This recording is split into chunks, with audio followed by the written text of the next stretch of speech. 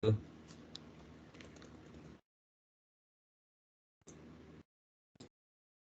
evening, Dakshina.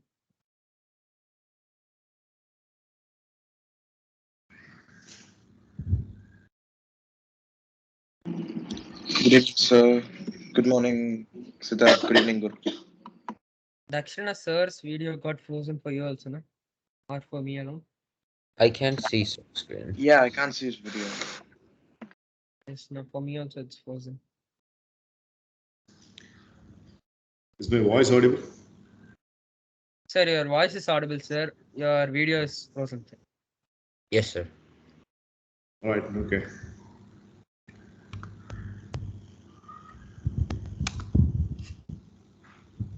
Now?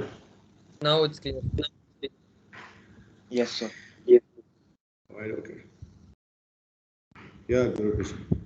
Yes, sir. Sir, I would be sorry. I wanted to leave by 6:30, sir, today. Yeah, so today being Sunday, the agenda is only the presentations by both. And tomorrow we are having, we'll lay the foundation of the activity for tomorrow. And we all will leave and you can do the planning tomorrow.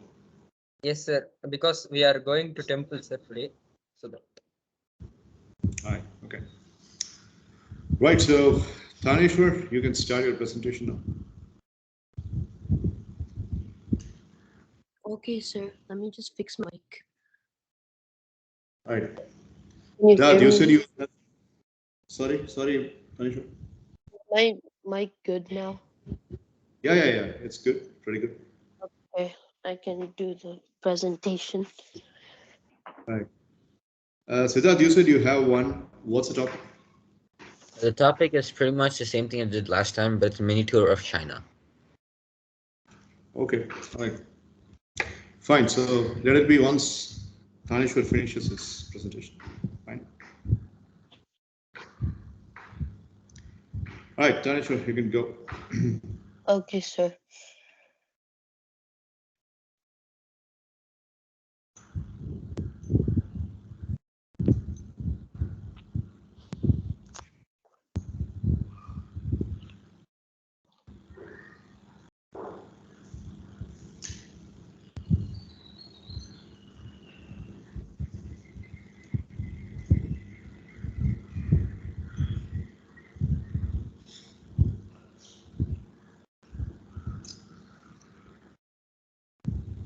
Uh, can you see my screen?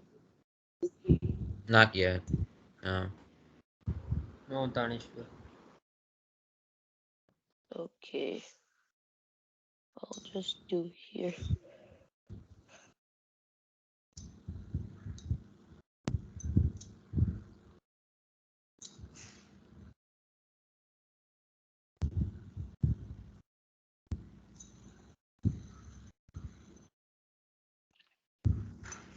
Okay, can you see my screen now? Yeah, yes, Yeah. having on Mars. Yes, Taneshwar. Okay. So I did my presentation on living on Mars this week. So these are some reasons why you would want to live on Mars.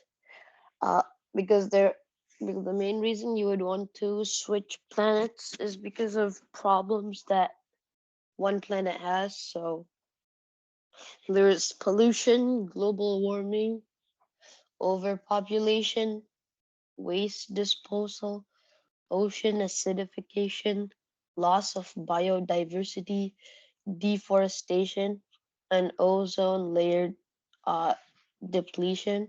And these are all things that make it so we might not be able to live properly. So that's why you would want to switch. And these are some things different in Mars from Earth. So Mars is um 142 million miles away from the sun, and Earth is 93 million miles away from the sun. So it's farther, and the planet is a little colder, and it's half the size of Earth, so it's smaller and colder. And then the atmosphere is carbon dioxide with like nitrogen and argon around the place. And days and years are longer and seasons are different because it's rotating somewhere else, and the planet is red. So NASA is the National Aeronautics Space Administration, and it's a government-based agency responsible for space research and other things. And NASA thinks humans will get to Mars by the 2030s, and they've made their first step. They released their Perseverance rover in July 30th of 2020, and it landed on Mars at February 18th of 2021. So it took almost a year to get there. And the rover takes pictures and collects samples and then just leaves it there. And then one day they will humans will come and they'll pick it up and they'll bring it back to Earth. And these are some pictures of Mars. And on the right, that's how the rover landed on the surface. And then SpaceX is it's an independent space agency, and it's owned by Elon Musk. And SpaceX thinks they will release an uncrewed launch in 2024 and start taking passengers in 2026. And they still haven't done like an official launch, but they are testing like a landable rocket in the Starship, and the Starship is the thing that will transport passengers. And they also created like the first landing rocket ship, not like a space shuttle, but like a rocket ship that lands back, and it makes it reusable. And on the left, that's the Starship, and then on the right is the landable rocket ship. And that's my presentation. Good job, Tanashwar. Good job, Tanishwar. Tanishwar. Thank you. Thank you. All right, so that's a concise and short and neat presentation by Tanishwar. My question is, Tanishwar, well, if the city and the external atmosphere that we people are living, if it is going to be cleansed and it is going to be given a facelift, then we don't have the need of going and living on Mars. So why does your mind think that instead of cleaning things up out here, we'll have to go to some other universe?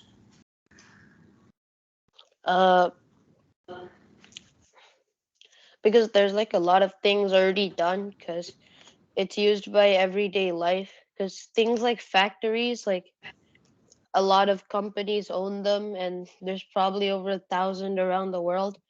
And that's something we'll probably not be able to stop, because they want to make money. And that's why want to go to people would want to go to another planet, because there's some things you can't stop. And then it's also like global warming is also happening, and that's also because of factories. So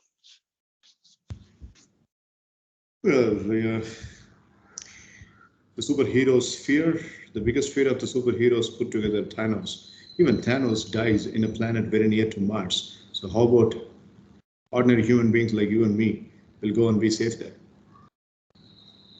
uh we don't know if there's any life there.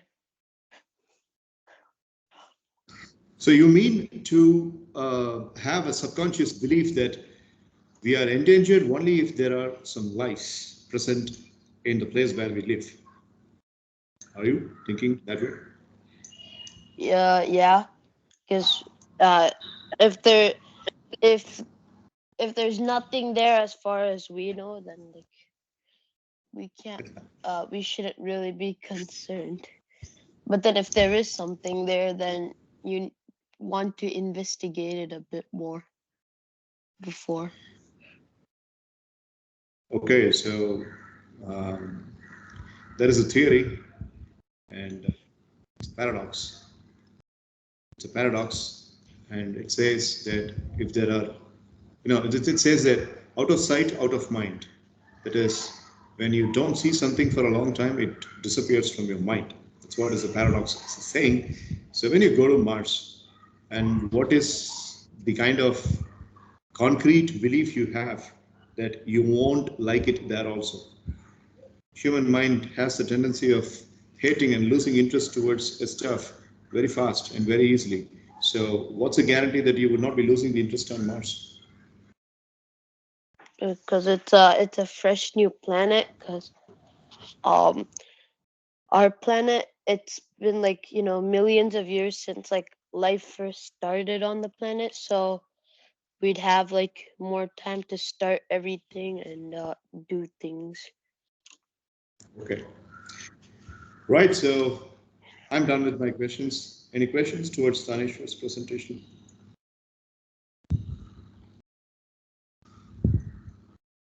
Dakshin Siddharth, Guru Prasanna. Yes, sir. Thank you, sir. So, Tanishwar, that was a really good presentation, and the topic was really creative and it was interesting. So, I ask you, by when do you think human settlements will reach Mars? Uh, According to you, any day, like any year you can pick. at least like like 20 or 30 years.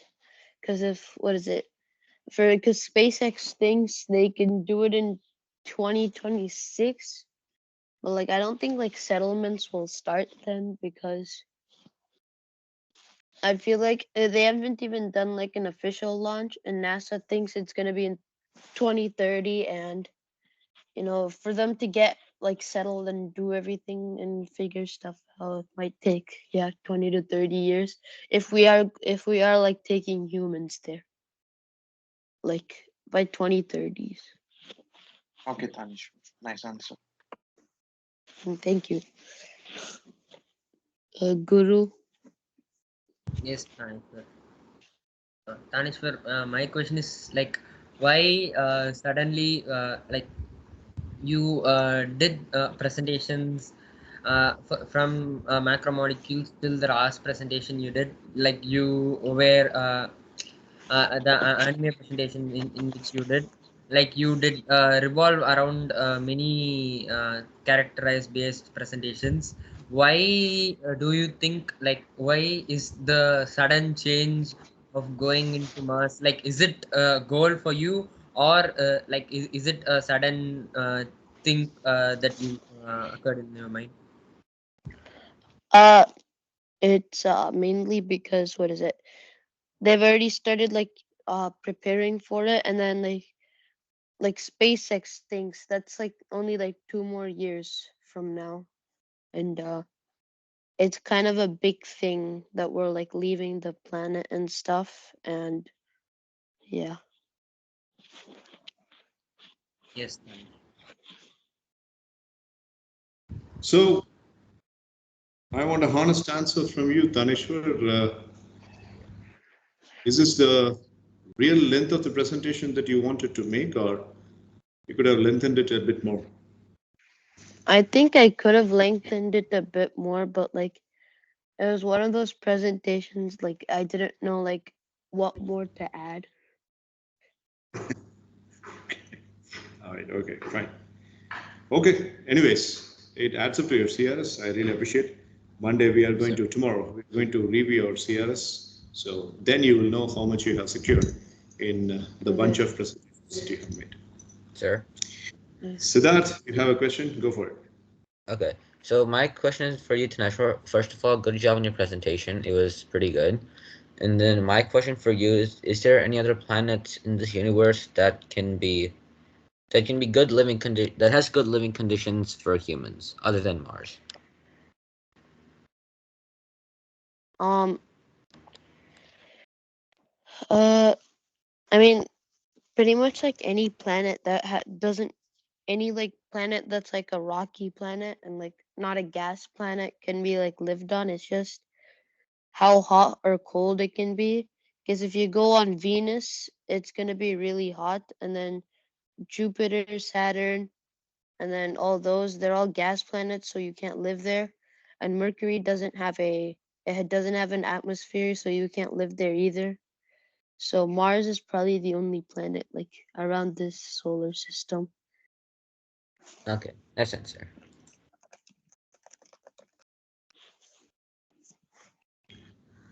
Right, so well done, Tanishwar. Good job. I really appreciate your presentation today. Thank you, sir. Good job, Tanishwar. Thank you, Guru. Now let's fasten our Good job, belt Tanishwar. to travel to China. So that is the guide.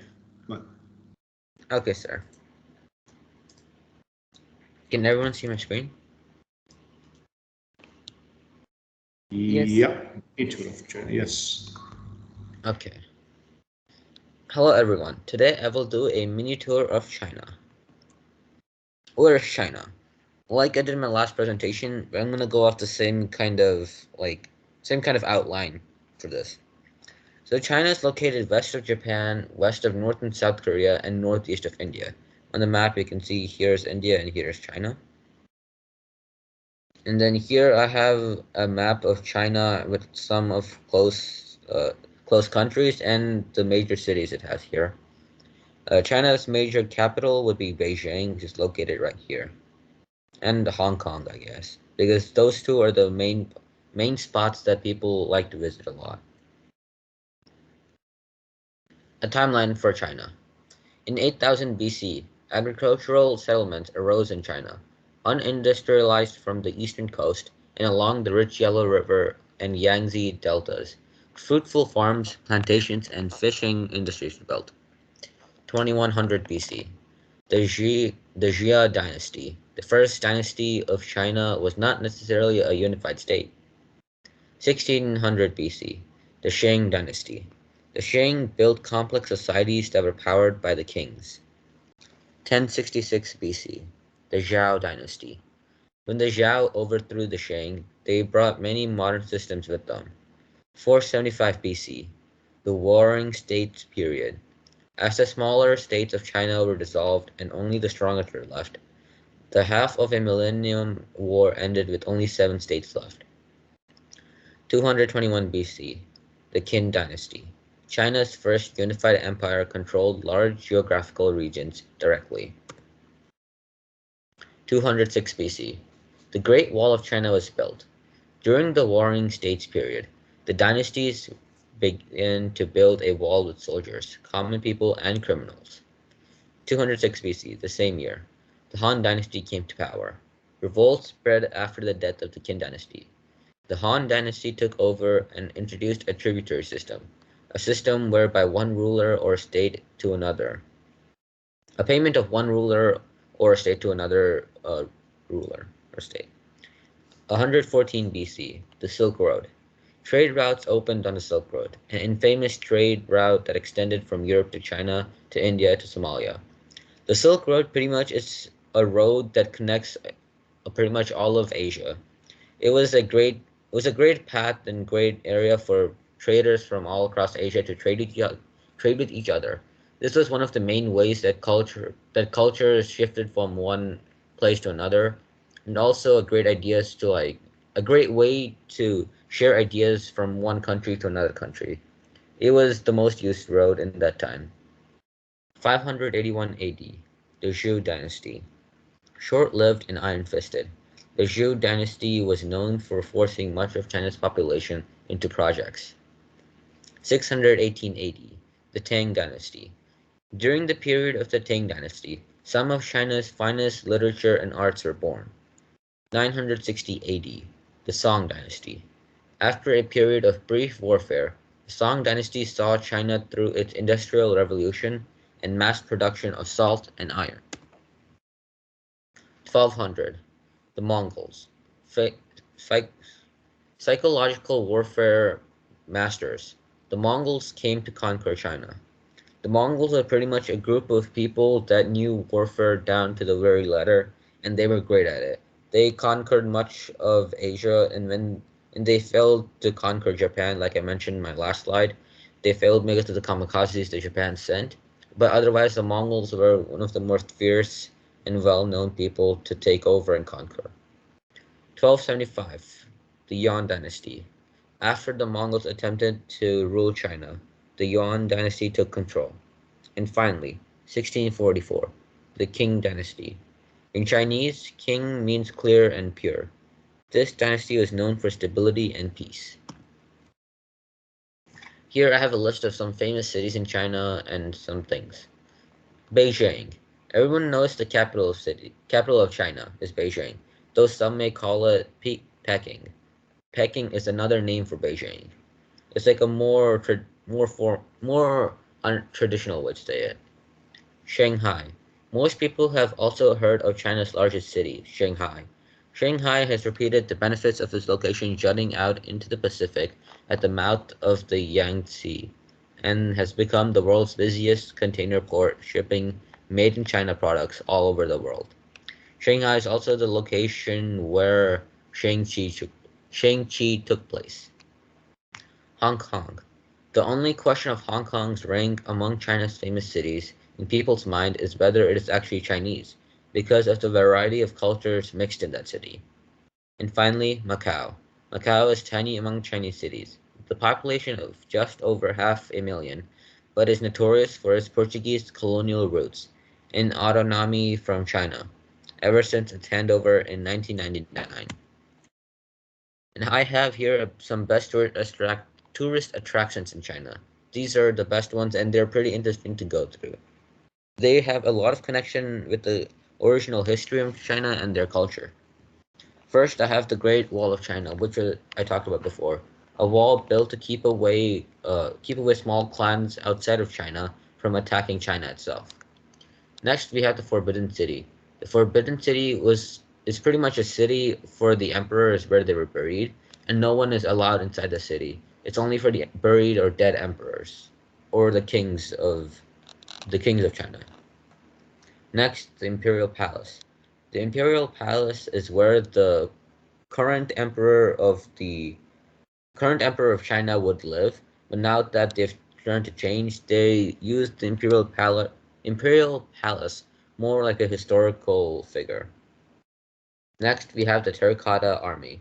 The Terracotta Army is pretty much an army of soldiers built for one emperor alone. He was buried, and his final request was to be buried along with like a whole army of terracotta warriors to protect him in his afterlife. Next, we have the Summer Palace. It's pretty much just a palace, and it looks pretty cool. Next, we have the Chengdu Research Base of Giant Panda Breeding. This place has a lot of pandas in it, and it's pretty cool for tourists to visit because you get to see a lot of pandas. And next, we have the Yangtze River and the Three Gorges. This is it's pretty much two big mountains combined, two big mountains, and there's a pretty deep gorge, and it looks beautiful and stunning. And finally, we have Lajin Giant Buddha. It's pretty much a giant statue of Buddha that's been there for thousands of years and is now overrun by bushes, shrubs, and plants. But now tourists can go there to visit, and it looks cool. Next, you have Chinese culture. Chinese culture is one of the world's oldest cultures, tracing back to thousands of years ago. Important components of Chinese culture include ceramics, architecture, music, literature, martial arts, cuisine, visual arts, philosophy, and religion. Most of these are still very strong in practice today, and many of them have gone to higher levels. Chinese culture includes customs and traditions, musics, dances, paintings, languages, cuisine, clothing, and applied art. The Chinese written language, one of the world's ancient languages, is unique in its own way, since even now the Chinese write with the help of the same alphabet that was used 5,000 years ago. So 5,000 years ago, they came up with 3,000 characters for Chinese, which is wow, and how can you memorize all of them? That's my question. Next, we have the Chinese language. There are two major types of language for Chinese. There is traditional and simplified. Each of them differs from the other and has its own flavor and cultural implications. The most obvious difference is the appearance of the characters. In the background, you can see the same word in Chinese, but in two different ways. Here is traditional and here is simplified. As you can see, love, horse, and the last one here, I forgot, noodles. Yeah, they look different, but they're kind of the same. As here you can see for noodles, there's this, and you can see part of that inside here, and an extra part here. So they're pretty similar. The most obvious difference is the appearance. Traditional Chinese, on the contrary, keeps the original forms which have evolved over the course of 1,000 years. The Chinese phrase, whatever this is, has completely the opposite meaning in traditional and simplified. Its literal translation is nestled heart. In traditional Chinese, it means heartwarming feelings. You feel so touched that the feelings reach the deepest parts of your heart. But it means someone is upset because he or she is wrong in simplified Chinese. Thank you for watching my presentation. Hope you liked it. Good job, Siddharth. Great Yeah. job, Siddharth. Thank you. Right, so nice presentation, Siddharth, and a good snapshot of the country. Now, questions, if any?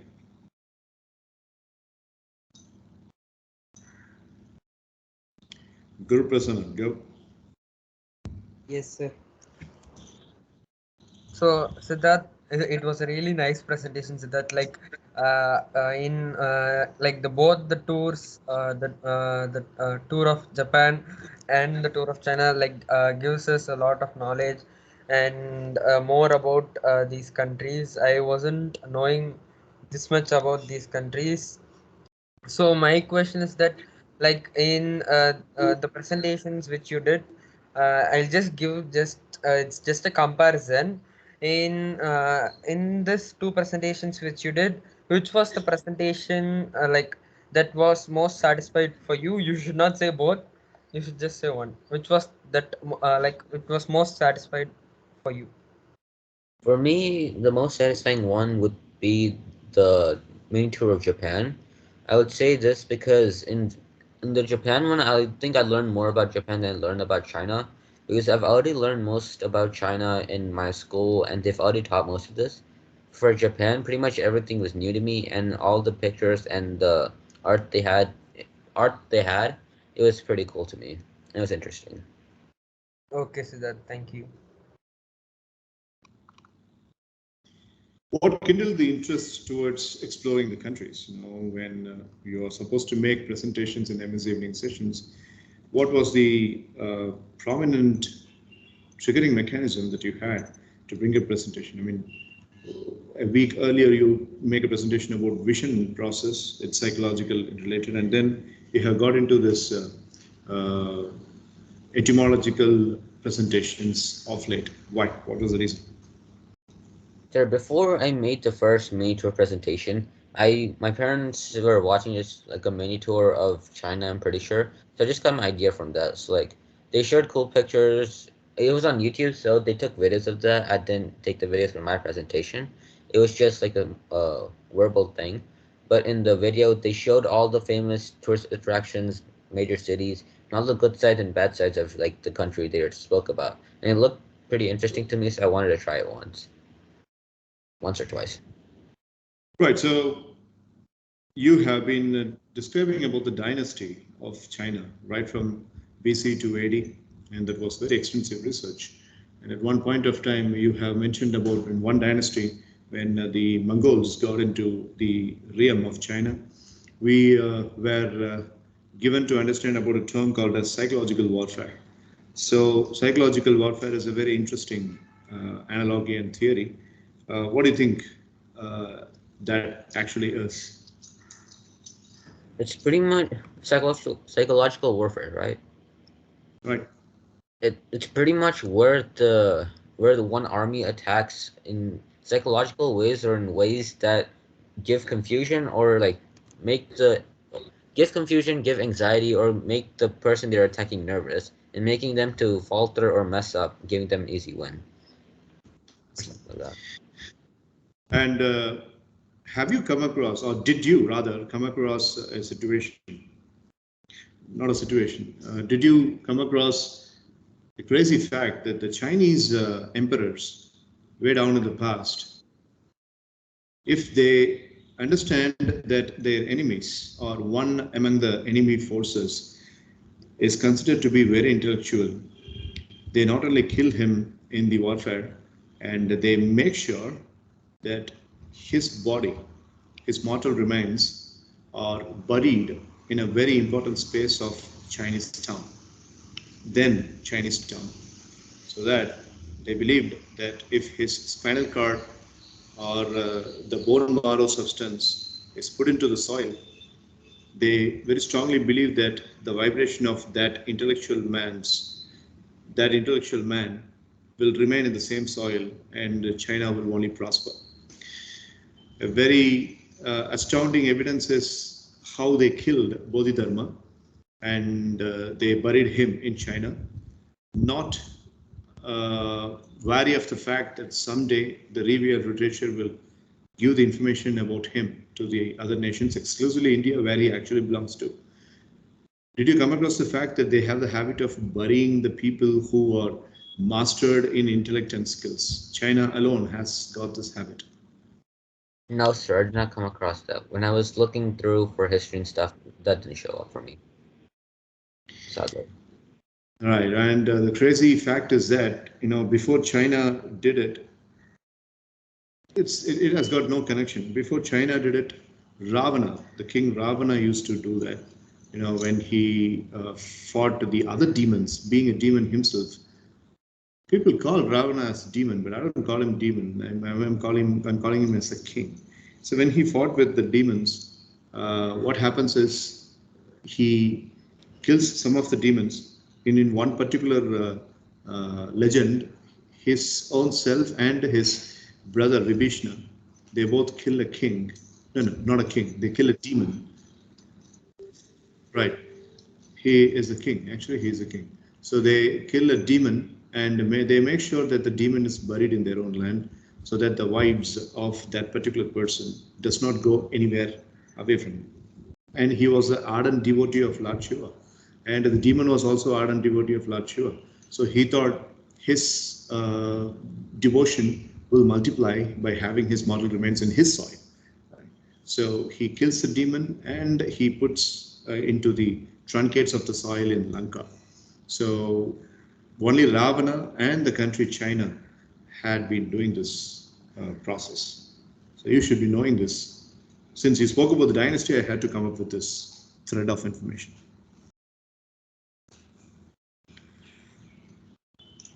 Any other questions towards Siddharth? Dakshin Siddharth? Towards Siddharth. Yeah. Yes, sir. Siddharth, that was a really good presentation, and it was as good as the mini tour of Japan. So I had this question: like, if you had the opportunity to visit one Chinese city, what would it be? Just one. For me, it would be Shanghai because from the movies I've watched, they have a lot of good like structural buildings, and they all are pretty much like skyscrapers, and the whole thing just looks amazing. And it's like a tourist attraction too. Okay, Siddharth, nice answer. Sir, may I ask you something, sir? Yeah, Dakshin. So actually, I was on RLS, right, sir? So I had to like make a presentation. You have one now. Not now, sir, but shall I make it like whenever you say it, sir? I'll Monday. prepare. Tomorrow. Okay, sir. Right. So tomorrow is your presentation. Okay, so now Siddharth and Tanishwar, you have been really doing well in your presentation, and tomorrow is the CRS review for both of you. And before Dakshin Siddharth's RLS presentation, RLS stands for Remote Learning System for the information of Siddharth and Tanishwar. So when a person opts for RLS, the person will remain in a break. He will not attend MS evening sessions, but he or she will prepare a parallel topic, and when they resume from the session, they will make a presentation on it. So 3 members were in RLS for the past 2 weeks, One was Dakshin, another one Mitra, who is still in RLS, and Aswathaman, who is also in RLS. So once they resume, they will have to make a presentation. Now that he has resumed, he's making a presentation, which is going to be on Monday. So Monday, the agenda will be CRS review of Siddharth and Taneshwar and RLS presentation by Dakshin Siddharth. Now, let's move on. We still have about 30 minutes because Guru Prasanna wants to leave at 6:30, right? Guru Prasanna. Yes, sir. I'd like to introduce News, sir. Sorry? You heard a news, sir, today? What news? Sir, BTS news. BTS news. Yes, sir. One boy was suffering from corona, right? No, sir. From that group, 3 got corona. Very sad. RM Jin Suga got corona. What's BTS? I mean, what are they doing? No, sir. I saw that while I wake up, sir. I saw that, sir. I thought it was dream and I slept for again, sir. So that only today I woke up by 8 only, sir. No, I'm asking who are they? What do they do for a living? What, sir? Who are they? What are they doing for a living? Sir, they are band club, sir. They're band club. And what are we doing now? Sir, we are conducting sessions, sir. Yeah. And are we playing in the session? No, sir. We are speaking about important thing, right? Yes, sir. Sir, this is also important only, So sir. amongst these important things that are brought in the MS evening sessions, these chicken-shaped chili chicken boys in the BTS boy band group, are they very important to be spoken about right now? Sir, no, sir, but our life is very important, no, sir. We could also get corona, sir. You got corona? You got affected last year? No, sir, I did not get. Okay. So you are safe, right? Yes, sir. Only in my family, my father's brother only got, sir. Except that, nobody got. Right. I'm happy for you. So as long as that is happening, I'm happy for you. And you also be happy that I don't get affected. And Yes. let us continue this evening sessions. Shall we, Guru Prasanna? Yes, sir. Yes, sir. Thank you. Thank you. So kind of. BTS. Right. So 6:30. Yeah, I was asking you. So 6:30, right? Yes, sir. Okay. So this is the plot of discussion for you. The activity's name is the Dream Universe activity. And let me post the rules of the activity. It's in a presentation on my computer. So instead of that, let us not waste time because we have only short period of time. So maybe in the 30 minutes or so, you can have a discussion. You should come up with a story or a pack of incidents with an enticed conclusion and a strong message. Strong, good message, constructive message that gives power, that gives strength. There should not be any negativity in the story. There should not be any violence in the story. There should be a theme as what is a good element I can take from here. When something bad happens, what is a good thing I can take from here? That theme has to be there. But you can cross-question me that, sir, you have said there should not be any negativity. Then what's the need for this particular question? Think. That's where the catch is. Think creatively. There shall be humor and witty ideas. That's completely allowed. There should not be tech advanced digitalized items in your story.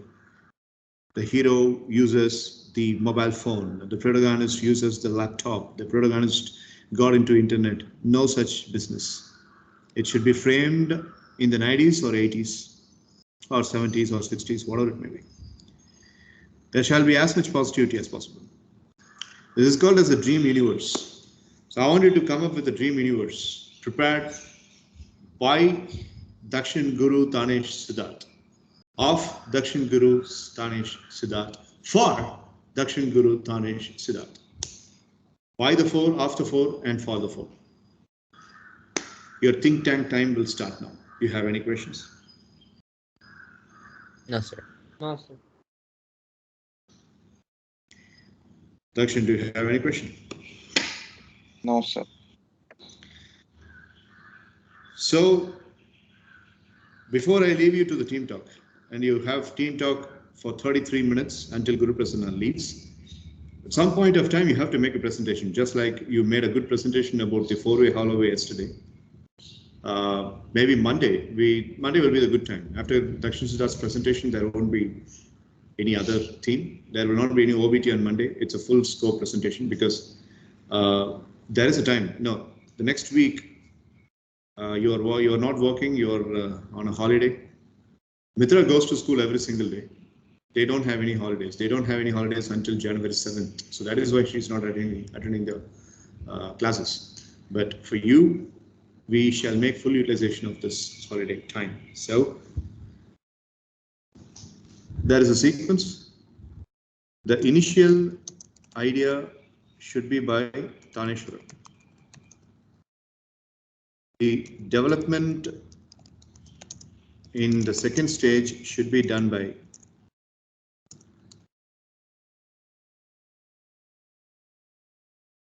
Guru Prasanna and Siddharth and Dakshin Siddharth will improvise upon it.